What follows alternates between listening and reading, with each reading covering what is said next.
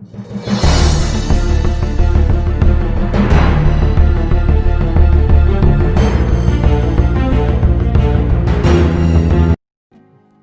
वालेकुम नाज़रीन, मैं अमजहान और आज हम बात करेंगे कोरोना वैक्सीन इंडोनेशिया और मलेशिया में कोविड-19 की वैक्सीन के हलाल और हराम होने पर बहस क्यों।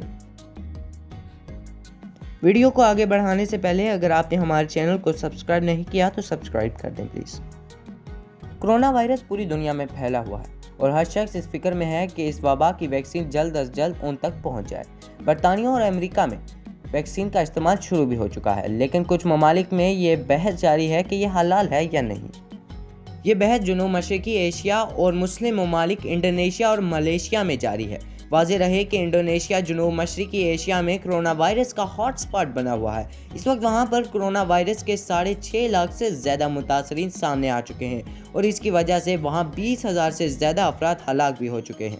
दूसरे ममालिक की तरह इंडोनेशिया भी मुख्तलिफ कंपनियों से वैक्सीन हासिल करने के लिए मायदा कर रहा है। उठता है कि कोरोना वायरस की वैक्सीन के हराम या हलाल होने पर बहस शुरू क्यों हुई। वैक्सीन को तवील अरसे तक हिफाजत से रखने के लिए कुछ कंपनियां सूर की हड्डी, चर्बी या जिल्द से बने जेलेटिन का इस्तेमाल करती हैं। हालांकि कई कंपनियां इसके बगैर वैक्सीन बनाने में कामयाब रह चुकी हैं।